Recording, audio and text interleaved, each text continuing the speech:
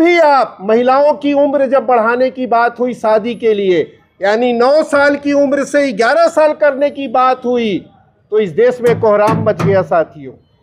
इस देश में लड़कियों की शादी उसके पीरियड्स के पहले हो जाना चाहिए। ये यहाँ की नियम रहे, कानून रहे, यानी 9-10 साल में शादियाँ हो जाती थी। और उसकी जब उम्र बढ़ाई गई कि नहीं, लड़कियाँ जब बड़ी हो जाए तब आप करें शादी, तो पूरे देश में कोहराम मचा, समाज बढ़ जाएगा, समाज बिखर जाएगा। ये उस समय भी डर पैदा किया गया का जो दस्तावेज है उसको एक बार थोड़ा हम लोग बहुत ब्रीफ में जान लें। ये जो विश्वविद्यालय अनुदान आयोग विनियम 2026 यूजीसी रेगुलेशन 2026, इसका क्या उद्देश्य है? इसका उद्देश्य ये कहता है कि धर्म, नस्ल, जाति, लिंग, जन्मस्थान या दिव्यांगता के आधार पर विशेष रूप से अनुसूचित जाति एवं अनुसूचित जनजाति, सामाजिक एवं शैक्षणिक रूप से पिछड़े वर्गों, आर्थिक रूप से कमजोर वर्गों, दिव्यांगजनों अथवा इनमें से किसी के भी सदस्यों के विरुद्ध भेदभाव का उन्मूलन करना तथा उच्च शिक्षा संस्थानों के हितधारकों यानी स्टेक होल्डर्स मीन्स कर्मचारी, छात्र और शिक्षक, जो भी उस परिसर में पढ़ते हैं, पढ़ाते हैं या काम करते हैं, वो सारे लोग स्टेक होल्डर माने जाते हैं। उस शिक्षक संस्थानों के हितधारकों के मध्य पूर्ण समता एवं समावेशन को संवर्धन देना। संवर्धन मतलब प्रमोशन करना, इक्वलिटी की भावना को प्रमोट करना, ये इसका एम है, उद्देश्य है। बिल्कुल साफ है ये इस रेगुलेशन में। दूसरा कि इस रेगुलेशन में क्या कह रहा है कि एक हम समता अवसर केंद्र वहाँ बनाएंगे। हर हायर एजुकेशन में एक इक्वल अपॉर्चुनिटी सेंटर बनाएंगे, उसका ये काम होगा, मुख्य काम जो है। अब उसमें क्या है कि उस जो सेंटर है उसका क्या काम होगा, उसमें कुछ जो 2-4 पॉइंट्स है जो इम्पोर्टेंट है, वो शायद मुझे लगता है कि हम सबको जानना चाहिए। वो कह रहे हैं कि एक विभिन्न सामाजिक पृष्ठभूमि से आने वाले छात्रों के बीच शैक्षणिक संवाद, डायलॉग तथा स्वस्थ अंतर्व्यक्तिक इंटरपर्सनल संबंधों के विकास के लिए एक सामाजिक रूप से अनुकूल वातावरण बनाना, एक पॉजिटिव इन्वायरमेंट क्रिएट करना, ताकि जिस भी सोशल बैकग्राउंड के स्टूडेंट्स हैं, टीचर्स हैं, उनके बीच आपस में संवाद हो सके, इसका एक इन्वायरमेंट क्रिएट करना, ये इसके उद्देश्य, इसका काम होगा अवसर केंद्र का। फिर दूसरा काम क्या होगा, हितधारकों को सामाजिक संवेदन के प्रति संवेदनशील बनाने का प्रयास करना।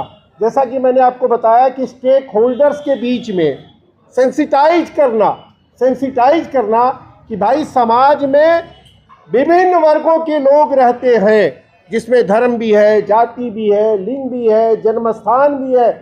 उनके साथ आपको कैसे उठना है, बैठना है, हंसना है, बोलना है, बात करना है, इसका काम ये होगा बताना। तीसरा क्या है, किसी भी भेदभाव की घटना का प्रतिवेदन करने वाले पीड़ित व्यक्ति को, इस पर गौर कीजिए कि पीड़ित व्यक्ति को, जो विक्टिम है, उसको प्रतिशोध से बचाना, यानी उसके भीतर कोई रिवेंजफुल एक भावना ना आए, इससे उसको बचाना, ये इसका काम है। चौथी बात, उन कार्यों की एक उदाहरणात्मक सूची तैयार करना तथा प्रसारित करना जिन्हें भेदभाव माना जाएगा। यानी कि हर अवसर केंद्र का एक काम होगा कि वो एक लिस्ट बनाए, जिस आधार पर भेदभाव किया जा रहा है उसकी एक लिस्ट बना ले और उसको वो पब्लिक करे, पब्लिक में रखे कि इस आधार पर ये भेदभाव होता है। फिर उसके बाद पांचवा क्या है, भेदभाव की किसी भी घटना का प्रतिवेदन करने के लिए एक ऑनलाइन पोर्टल बनाए रखना। ये कुछ मुख्य काम इसके हैं।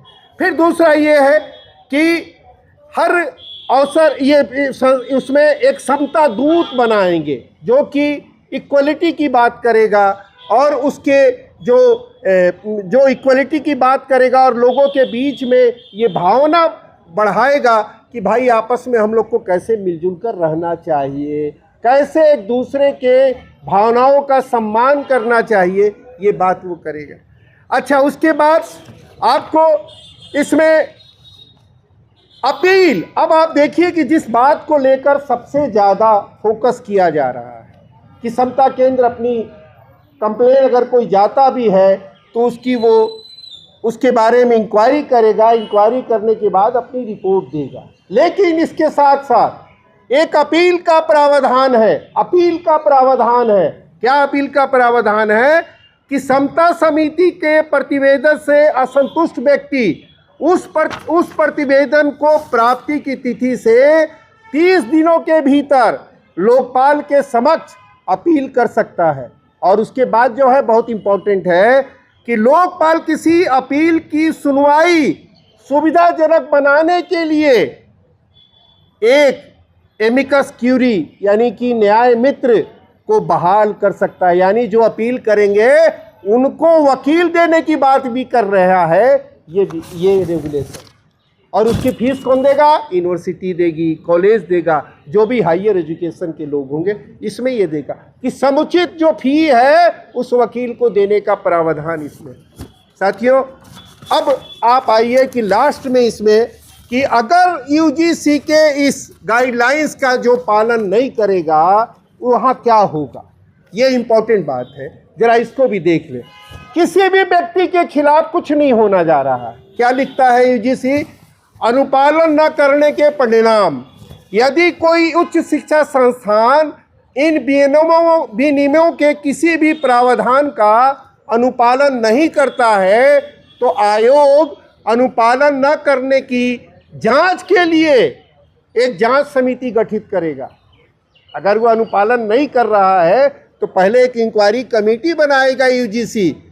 यदि आयोग द्वारा गठित जांच समिति द्वारा अनुपालन न करना सिद्ध हुआ तो उच्च शिक्षा संस्थान पर निम्नलिखित कार्रवाइयां की जाएंगी। हायर एजुकेशन इंस्टीट्यूशन पर, किसी व्यक्ति पर नहीं, किसी वीसी पर नहीं, किसी स्टूडेंट्स पर नहीं, किसी कर्मचारी पर नहीं, किसी पर नहीं, वो हायर एजुकेशन जो इंस्टीट्यूशन होगा उस पर कार्रवाई करेंगे। क्या कार्रवाई करेगी यूजीसी? यूजीसी योजनाओं में भाग लेने से वंचित किया जाएगा। यूजीसी अपने प्रोग्राम से उनको बाहर कर देगी। यूजीसी जो डिग्री को रिकॉग्नाइज करती है, डिग्री कार्यक्रम चलाने से उनको वंचित कर दिया जाएगा।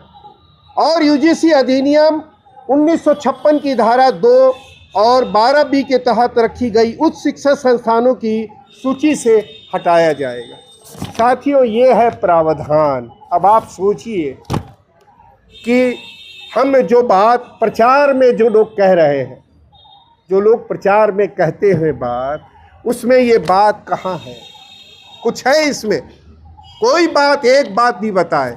मैं ये कहता हूँ कि दरअसल फिर है क्या? ये कहते हैं हमारे समाज में क्या है कि संविधान का चेहरा हो लेकिन नियम जो चले, सामाजिक रूप से जो स्थापित नियम है सदियों पुराने, वो चलते रहे। संविधान का लेकिन एक चेहरा हम पोस्टर जो है खाली दिखाएं। ये साथियों, ये बात कि आप संविधान के नियमों कानूनों के तहत संस्थानों को चलाना चाहते हैं या सामाजिक भेदभाव के जो नियम सदियों पुराने हैं, सदियों से बने हुए हैं, उसको चलाए रखना चाहते हैं, ये मूल बात है। और भारतीय समाज में कभी भी जब भी आप महिलाओं की उम्र जब बढ़ाने की बात हुई शादी के लिए, यानी 9 साल की उम्र से 11 साल करने की बात हुई, तो इस देश में कोहराम मच गया साथियों। इस देश में लड़कियों की शादी उसके पीरियड्स के पहले हो जाना चाहिए, ये यहाँ की नियम रहे, कानून रहे। यानी 9-10 साल में शादियाँ हो जाती थी। और उसकी जब उम्र बढ़ाई गई कि नहीं, लड़कियां जब बड़ी हो जाए तब आप करें शादी, तो पूरे देश में कोहराम मचा, समाज बढ़ जाएगा, समाज बिखर जाएगा। ये उस समय भी डर पैदा किया गया।